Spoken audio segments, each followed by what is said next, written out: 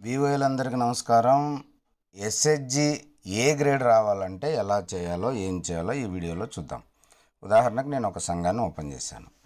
ఇక్కడ 6 ఆప్షన్స్ వస్తే చివరి ఆప్షన్ నివేదికల్లోకి వెళ్ళాలి.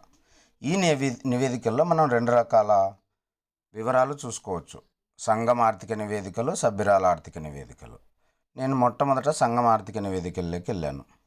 ఇక్కడ చూడండి, ఆ సంఘం పొదుపు వివరాలు ఉంటాయి. నెక్స్ట్ అప్పు వివరాలు ఉన్నాయి. చూడండి, క్యాష్ క్రెడిట్ లిమిట్ అప్పు, రుణం బకాయి 10,000 ఉంది. ఈ విధంగా 10,000 బకాయి ఉంటే ఈ సంఘం గ్రేడింగ్ పడిపోతుంది, ఏ గ్రేడ్ రాదు. కింద చూడండి, రెండవ అప్పు రుణం బకాయి 0 ఉంది. ఈ విధంగా 0 ఉండాలి అన్ని రకాల అప్పులు, అప్పుడే మనకు గ్రేడింగ్ పెరుగుతుంది. అదేవిధంగా ఇది సంఘానికి సంబంధించిన వివరాలు. అదేవిధంగా సభ్యుల వివరాలు కూడా చూసుకోవచ్చు. రెండవది చూడండి, సభ్యుల ఆర్థిక నివేదికల్లోకి వెళ్తే ఈ విధంగా సభ్యుల పేర్లు వస్తాయి. ఒక సభ్యురాలని సెలెక్ట్ చేస్తే ఆమె పొదుపు వివరాలు వస్తాయి. ఇక్కడ చూడండి, ఆమె అంతర్గత అప్పు బకాయి 1,165 రూపాయలు ఉన్నది. ఇక్కడ ఇదిగోండి, ఇట్లా బకాయి ఉంటే గ్రేడింగ్ పడిపోతుంది. అలాగే బ్యాంక్ అప్పు కూడా 2,777 రూపాయలు బకాయి ఉంది.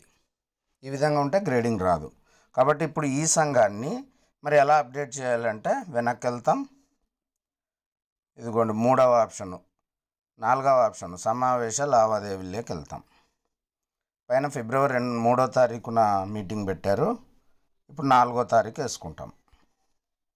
4వ తారీఖు వేసుకొని నెక్స్ట్ కొట్టగానే మామూలు యాజ్ ఇట్ ఈజ్గా హాజరు, సభ్యుల పొదుపు వసూళ్ళు, అలాగే అప్పు వసూళ్ళు అందులోకి వెళ్తాం. అప్పు వసూళ్ళు చేస్తాం. ఇప్పుడు ఉదాహరణకు సభ్యుల నుండి ఇందాక బకాయి కనపడింది కాబట్టి అప్పు వసూళ్ళకి వెళ్ళి సభ్యురాలను ఓపెన్ చేస్తే ఇదిగోండి, ఇక్కడ అక్కడ ఎంత బకాయి ఉందో అది ఇక్కడ ఎంటర్ చేసి అప్డేట్ చేస్తాం.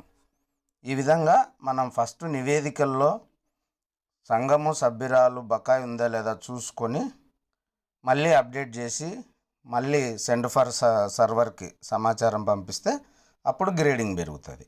ఈ విధంగా చేయాలని, ఏ గ్రేడ్ రావడానికి ప్రతి ఒక్క వివోఏ కృషి చేయాలని మనవి చేస్తున్నాం. Thank you.